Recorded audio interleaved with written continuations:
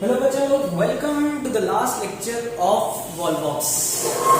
चलिए, तो वॉलवॉक्स के लिए हमने इससे पहले 3 लेक्चर बना लिए हैं। ये चौथा लेक्चर है और इस चौथे लेक्चर में हम किस चीज के बारे में डिस्कशन करने वाले हैं, जिसका पार्ट 1 हमने लास्ट लेक्चर में शुरू किया था। यस, मैंने आपको स्टार्ट लास्ट लेक्चर में कि सेक्सुअल रिप्रोडक्शन होती है गैमेटेंजिया के थ्रू। तो हमने पिछले लेक्चर में मेल गैमेटेंजिया के बारे में सब कुछ पढ़ लिया था। आज का लेक्चर फीमेल गैमेटेंजिया और फर्टिलाइजेशन के नाम होगा। ठीक है, फीमेल गैमेटेंजिया खत्म करेंगे, उसके बाद फर्टिलाइजेशन खत्म करेंगे। ठीक है, oogonia के बारे में बात करते हैं कि oogonia का स्ट्रक्चर और उसका डेवलपमेंट कैसे होता है। देखिए, काफी बहुत ही सिंपल सी बात है कि gametangium bears oogonia also looks larger। अरे sir, spelling larger than the other cells of the what colony। ध्यान से मेरी बात समझना, जो सेल आपका गैमेटेंजिया बना रहा है, ठीक है, मैंने आपको लास्ट लेक्चर में भी ये चीज समझाई थी कि जो सेल गैमेटेंजिया बनाता है, तो कॉलोनी के अंदर तो बहुत सारे सेल्स हैं, सभी गैमेटेंजिया थोड़ी बनाएंगे। गैमेटेंजिया कौन बनाता है? कोई हार्डली एक आध सेल होता है। वो जो एक आध सेल होता है ना, वो बाकियों से मॉर्फोलॉजिकली भी डिफरेंट दिखता है। तो बाकियों से मॉर्फोलॉजिकली डिफरेंट दिखेगा। क्या डिफरेंस होगा? जिस साइज में थोड़ा बड़ा होगा। ठीक है, वही चीज हमको देखने को मिली।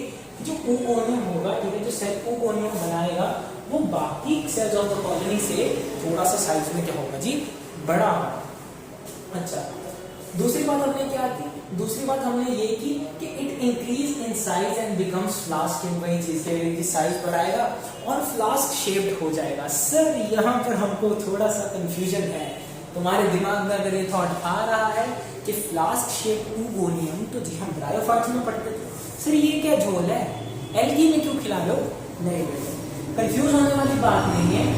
वॉलवॉक्स के अंदर आपको फ्लास्क शेप oogonia देखने को मिल जाता है।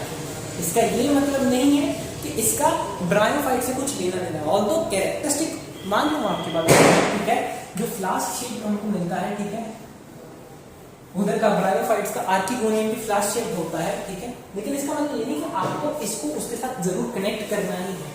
ठीक है, आप सिर्फ याद रखिए कि वॉलवॉक्स एक एल्गी होते हुए भी फ्लास्क शेप oogonia कैरी करता है। क्लियर है इतनी बात? वॉलवॉक्स एक एल्गी होते हुए भी फ्लास्क शेप oogonia कैरी करता है। अच्छा सर, उसके बाद the post-protoplast of the oogonia finally forms a single uninucleated non-flagellated and spherical egg। यानी कि वो जो एक सेल होगा आपका, वो जो एक सेल होगा, उसका पूरा का पूरा प्रोटोप्लास्ट क्या करेगा? आपका सिर्फ एक और एक ही नॉन फ्लैजिलेटेड यूनिन्यूक्लिएटेड सिंगल, मतलब ऑब्वियसली एक ही, ठीक है, एंड आपका स्फेरिकल शेप का एग बनाएगा। सर, ये कुछ डिफरेंस वाली बात यहाँ पर आ रही है? यस, आ रही है। आपका जो मैंने आपको मेल गैमेटेंजिया लास्ट लेक्चर में कराया था, वो मेल गैमेटेंजिया में क्या था? वो मेल गैमेटेंजिया में ये चीज आती थी कि एक ही सेल से आपके 16 मिनिमम वैल्यू थी, 16 से लेके 512 सेल्स बन जाते थे। ठीक है, 16 से लेके 512 एंथेरोसाइट्स बन जाते थे। लेकिन यहाँ पर क्या हो रहा है? एक oogonia, एक oogonia, बस एक ही है। ठीक है, पूरा प्रोटोप्लास्ट एक ही एग बनाएगा। ठीक है, पूरा प्रोटोप्लास्ट मिलके एक ही एग बनाता है। वहां पर क्या है? मिनिमम 16 एंथेरोसाइट्स एंड मैक्सिमम 512 एंथेरोसाइट्स एक ही सेल से बनते हैं। क्लियर? स्ट्रक्चर क्या है एग का सर, उसके बारे में बात कर लेते हैं। तो सबसे पहले एग में क्या होगा? It contains large centrally placed nucleus. बिल्कुल सेंटर में न्यूक्लियस होता है, जो क्लोरोप्लास्ट होता है, और उसके साथ साथ पाइलोइड्स भी होते हैं। ठीक है, तो काफी सेंटर में प्लेस्ड हुआ अच्छा खासा न्यूक्लियस होगा। ठीक है, प्रोमिनेंट न्यूक्लियस होगा। उसके बाद क्लोरोप्लास्ट एंड देन पाइलोइड्स। काफी रिच होगा रिजर्व फूड मटेरियल में। ठीक है, किसकी बात चल रही है सर? एग की बात चल रही है। तो एग क्या है? काफी रिच होता है रिजर्व फूड मटेरियल में।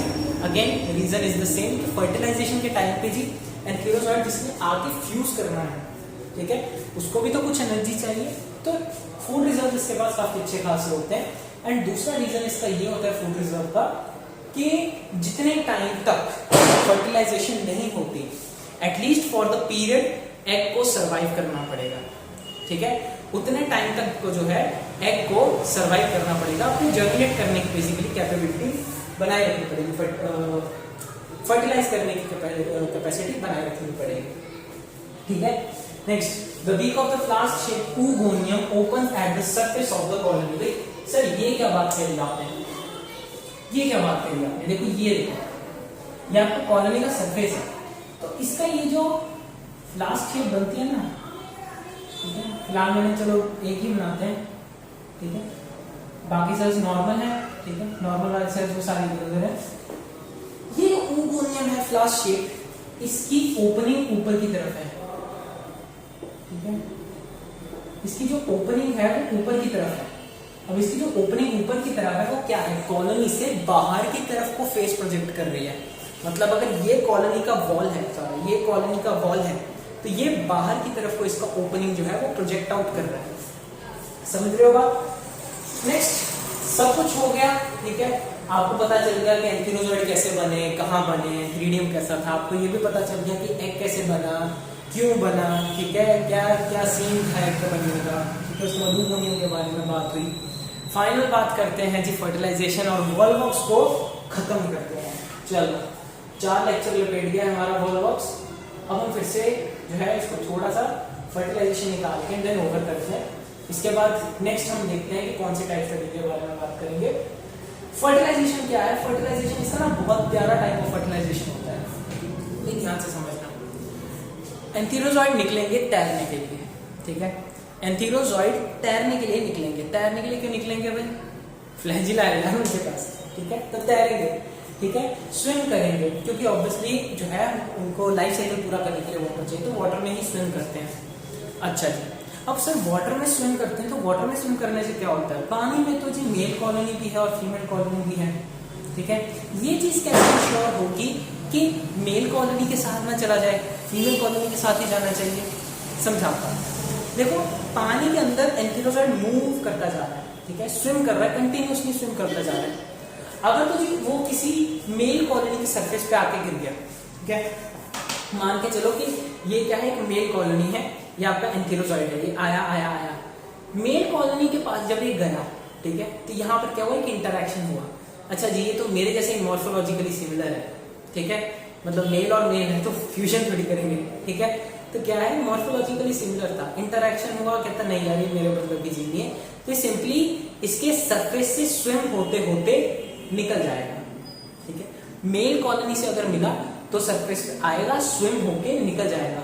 फीमेल कॉलोनी के पास आ गया सर तो बस मैन विल बी मैन, ठीक है, तो क्या है, तो फीमेल कॉलोनी के पास चला जाएगा, तो वहां जाके क्या कर लेगा, उसके साथ अटैचमेंट कर लेगा, ठीक है, तो देखते हैं, antherozoid swim freely in the medium, if they come in contact with the male colony it simply swims over, but if it comes in contact with the female colony they get attached to the surface and break down the colonial matrix। Sir ये colonial matrix कैसा होता है जी, जेलिटिनस होता है, ठीक है, जेलिटिनस matrix होता है ये, और यहाँ पर लिख लेना, ठीक है, जो नोट्स बनाओगे, gelatinous matrix of the colony in the area of their attachment. यानी कि सीधे सीधे शब्दों में सर इतनी बड़ी स्टेटमेंट का मतलब क्या है कि अगर मेल के ऊपर गया तो स्विम ओवर होके निकल जाएगा, ठीक है, इसके ऊपर से स्विम करके चल के निकल जाएगा।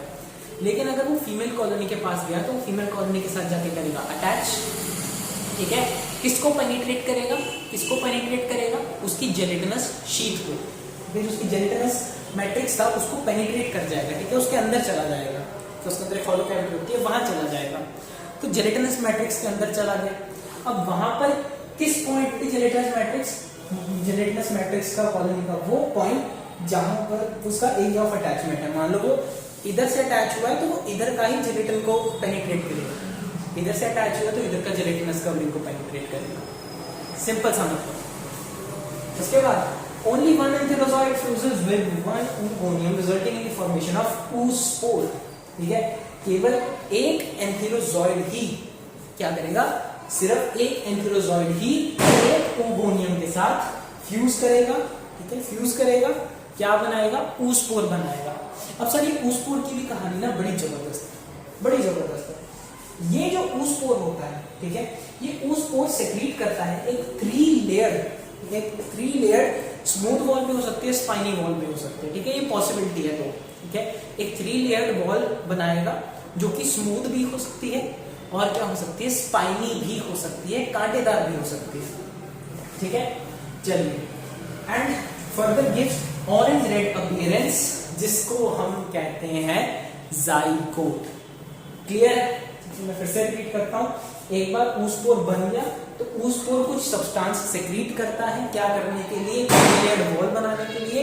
3 लेयर्ड वॉल बनाने के लिए जो सब्सटेंस सेक्रीट करेगा वो 2 पॉसिबिलिटीज हो सकती हैं जी, या तो वो एक स्मूथ वॉल बना दे, या तो वो क्या करे, एक स्मूथ वॉल बना दे, या फिर वो एक स्पाइनी कांटेदार वॉल बना दे।